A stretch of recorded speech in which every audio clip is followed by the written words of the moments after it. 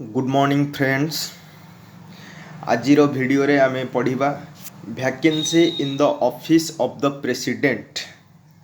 राष्ट्रपतिंकर office जेतेबेले vacate हुए तो तापर सब कौन कौन सब पदक्षेप निया जाए, किए राष्ट्रपति पदरे रुहंती बा किए राष्ट्रपति दायित्व तुलांती, से केते दिन पर्यंत तुलांती, तापरे गति पर्यायर केबे राष्ट्रपति निर्वाचन हुए, तापरे सब राष्ट्रपतिंकर ऑफिस केमिति वैकेट हुए।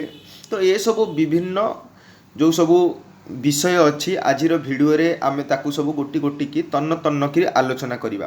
परीक्षा उपयोगी जेतिकी भी क्वेश्चन आसुची मु तुमको सेतिकी पढ़ेबी। आ ए वीडियोटी संपूर्ण देखिला परे तमे माने राष्ट्रपतिंकर जो ऑफिस जो वैकेंसी को नेइकरी जहाँ भी क्वेश्चन जेकोसी कॉम्पिटिटिव एग्जामिनेशन हो कि ओडिशार जो सिटी बीएड टीचर्स एजुकेशन पाई जो एंट्रांस एग्जामिनेशन हो, तो विभिन्न जो एग्जामिनेशन अच्छी सब एग्जाम दृष्टिकोण एटा तुम पाई बहुत उपयोगी हम। तेणु राष्ट्रपतिंकर जो ऑफिस अच्छी से ऑफिस विभिन्न प्रकार रे वैकेट हुए। फास्ट होची जदि जड़े राष्ट्रपति तांको दायित्व अछंती हठात तांकर मृत्यु हो गला, राष्ट्रपतिंकर शासन काल होउची बा से 5 वर्ष दायित्व तुलांती, से 5 वर्ष भितर जदि से 3 वर्ष तांकर दायित्व तुलैछंती हठात तांकर मृत्यु हो जाउची तो आउ 2 वर्ष बाकी अच्छी। कारण आमे समस्ते जानिचे राष्ट्रपतिंकर कार्यकाल होउची 5 वर्ष, जदि 3 वर्ष से तांकर कार्यकाल को पूरा करिछंती आउ 2 वर्ष बाकी अच्छी, हठात तांकर मृत्यु हो जाउची ताले से जो 2 वर्ष को जो बाकी रहिला ताको किए तुलेइबे, सेटा केमिति तुलेइबे, तांको किए अपॉइंट करिवे, ए सब जिनस आमे पढ़िबा। राष्ट्रपतिंकर ऑफिस वैकेट हुए 4 प्रकार रे। जदि तांकर डेथ हो जाउची ताहले तांकर से ऑफिसटा वैकेट हबो। जदि से रेजिग्नेशन दे दोसंती कोनोसी कारण, धर असुस्थता अनुभव करंतु कि असंतुष्ट होइकिरी रेजिग्नेशन दे दियंतु, किंबा तांको विरुद्ध जो इम्पिचमेंट अच्छी ताकू आमे आउ गोटे वीडियो रे पढ़िबा। इम्पिचमेंट कौन राष्ट्रपति विरुद्ध रे राष्ट्रपति को केमिति तांको ज्ञादिच्युत करी हबो, एटा गोटे बड़ विषय। ए विषय को आमे परवर्ती वीडियो रे भल से पढ़िबा आलोचना करिबा। आउ गोटे प्रकार रे वैकेट हुए, राष्ट्रपतिंकर कार्यकाल सरीगला पुणी तार सेटा होची पुणी से कौन करिवे, तार निर्वाचन हबो आउ परवर्ती जे राष्ट्रपति चयन हवा कथा से हेबे। तो यहीपरि प्रकार राष्ट्रपतिंकर जो ऑफिस अच्छी सेटा वैकेट हुए। तो फास्ट एठी गोटे हाईलाइट करि दउची, इंपोर्टेंट अच्छी एटा ए जो येलो हाईलाइटर रे मु हाईलाइट कली ताकू ठीक भल से पढुची आ तुम सहित आलोचना भी करूची। Whenever the office of the president falls vacant either due to death or resignation or impeachment, the vice president officiates for a period not more than 6 months। आमे समस्ते जानिचे राष्ट्रपति गोटे पदवी अच्छी, ता तलू आउ गोटे पदवी अच्छी उपराष्ट्रपति। जेतबेले राष्ट्रपतिंकर ऑफिसटा वैकेट हुए तो से राष्ट्रपतिंकर जो दायित्व अच्छी ताकू तुलेती किए, भाइस प्रेसिडेंट जे उपराष्ट्रपति थांती से तांको दायित्व को तुलांती। केते दिन पाई तुलांती, 6 मास पाई तुलांती। 6 मासरू उपराष्ट्रपति राष्ट्रपतिंकर दायित्व अधिक तुलै पारिबे नाही। तापरे आउ जने नूतन भावे किए राष्ट्रपति चयनित हेबे, तार एक निर्वाचन प्रक्रिया अच्छी। राष्ट्रपति केमिति निर्वाचित होती से विषय को आमे अलगा वीडियो रे पढ़िबा। तो किए राष्ट्रपति ऑफिस वैकेट हैला पर एठी इंपोर्टेंट क्वेश्चन आछि, किए तांको दायित्व तुलांती, भाइस प्रेसिडेंट। केते मास पाई तुलांती, 6 मास, more than 6 months, not more than 6 months. 6 मास रु अधिक से तले परिबे नाही। तापरे the constitution has made it obligatory that in such cases माने एठी कहूची vacancy in the office of the president, election for a new president must be held within 6 months.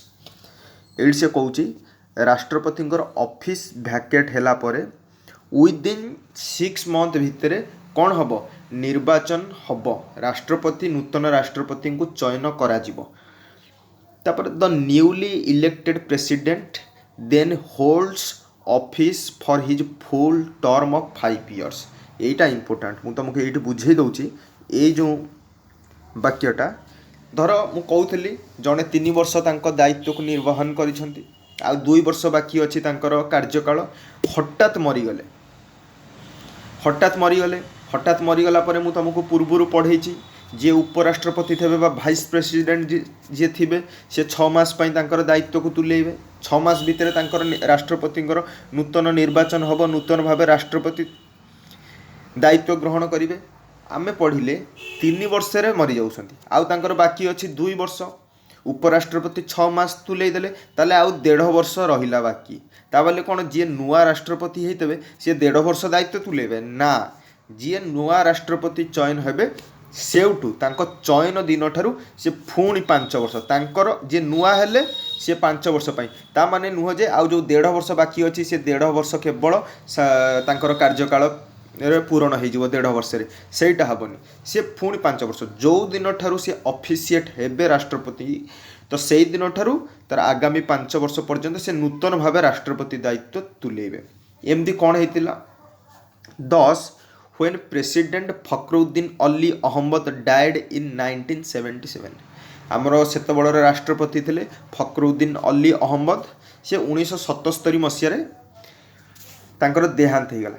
ସେ ସମୟରେ ଭାଇସ୍ ପ୍ରେସିଡେଣ୍ଟ ଥାନ୍ତି ବିଡି ଜତି। ସିଏ କ'ଣ ହେଲେ? ଅଫିସିଏଟେଡ୍ ହେଲେ ତାଙ୍କ ଜାଗାରେ। ଆମେ ପୂର୍ବରୁ ପଢ଼ିଛୁ, ଯିଏ ଉପରାଷ୍ଟ୍ରପତି ଥିବେ ବା ଭାଇସ୍ ପ୍ରେସିଡେଣ୍ଟ ଥିବେ ସେ ରାଷ୍ଟ୍ରପତିଙ୍କ ସ୍ଥାନ ଗ୍ରହଣ କରିବେ ବା ତାଙ୍କର କାର୍ଯ୍ୟଭାର ଗ୍ରହଣ କରିବେ। ଆଣ୍ଡ ନ୍ୟୁ ପ୍ରେସିଡେଣ୍ଟ, ସେ 6 ମାସ ଗ୍ରହଣ କଲେ, ତାପରେ ଜଣେ ନୂଆ ପ୍ରେସିଡେଣ୍ଟ କ'ଣ ହେଲା? Sanjiva Reddy was elected within 6 months। 6 ମାସ ଭିତରେ ଏଇ ଯେଉଁ ଉପରାଷ୍ଟ୍ରପତି ତାଙ୍କ ଦାୟିତ୍ୱ ତୁଲଉଥିଲେ ଫଖରୁଦ୍ଦିନ ଅଲି ଅହମ୍ମଦଙ୍କର ମୃତ୍ୟୁ ପରେ, ତାପରେ ନୂଆ ପ୍ରେସିଡେଣ୍ଟ ସଞ୍ଜୀବା ରେଡ୍ଡି ଇଲେକ୍ଟେଡ୍ ହେଲେ ୱିଦିନ୍ 6 months ଭିତରେ ବା 6 ମାସ ଭିତରେ। ତ ଇଏ ଥିଲା ଗୋଟେ ପ୍ରକ୍ରିୟା। ତାପରେ ଆଉ ଗୋଟେ ଆମେ ଏଇଠି ପଢ଼ିବା ଇମ୍ପୋର୍ଟାଣ୍ଟ, ଏଇଠି ମୁଁ ତାକୁ ହାଇଲାଇଟ୍ କରିଦେଉଛି, ତୁମମାନେ ସବୁ ବୁଝିପାରିବ।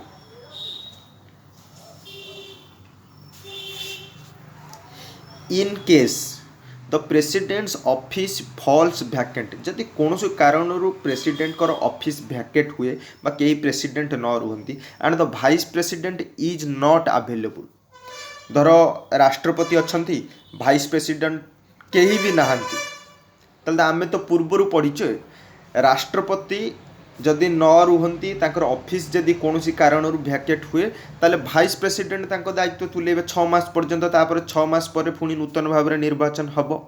किंतु जदि भाइस प्रेसिडेंट को ऑफिस भैकेट हो जाउ, सॉरी प्रेसिडेंट को ऑफिस भैकेट हो जाउची, तापर भाइस प्रेसिडेंट केही नाहंती, ताले सेठी कौन हब, किए तांको दायित्व तुलेबे? कारण सांगे सांगे तो राष्ट्रपति निर्वाचन हो पारिबनी, किछि समय लागिबो, किछि मासे लागिबो, कम 6 मास भितर ही तो निर्वाचन हुए। 6 मास लगी पारे कि 5 मास लगी पारे। तो से समय जितेबाला राष्ट्रपति कहीं ना, भाइस प्रेसिडेंट कहीं ना, chief justice of India is required to officiate till the new president elected. ये चीफ जस्टिस थे सुप्रीम कोर्टर जी मुख्य विचारपति जहाँ चीफ जस्टिस ऑफ इंडिया कह जाए, सी कौन करेंगे? Chief justice of India is required to officiate, से ही तांकर दायित्व राष्ट्रपति ऑफिस दायित्व नेबे बा तांकर कार्यभार को से संभाळिबे, चीफ जस्टिस ऑफ इंडिया।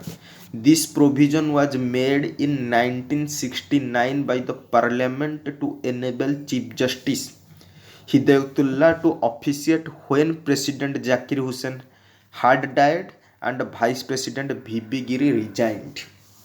तो ये गोटे बड़ इम्पोर्टाट जिनस बड़ नोटिस करवा जिनस आपको भी मुझे हाईलाइट कर दूसरी, ये भी तुम बहुत इम्पोर्टाट। एमती गोटे घटना घटी पूर्व कौन है प्रोविजनटा केबे होइतिला, जेतबले आगुरु नथिला ये प्रोविजनटा, राष्ट्रपति कर कौनसी कारणरू ऑफिस भैकेट होउची, उपराष्ट्रपति कई न थांती, ताले चीफ जस्टिस ऑफ इंडिया राष्ट्रपतिंकर जो दायित्व अच्छी ताकू तुलेबे। ए प्रोविजनटा पार्लियामेंट द्वारा हैला केबे 1969 मसीह। क्वेश्चन पचार केबे होइतिला ए प्रोविजनटा, तो 1969 मसीह।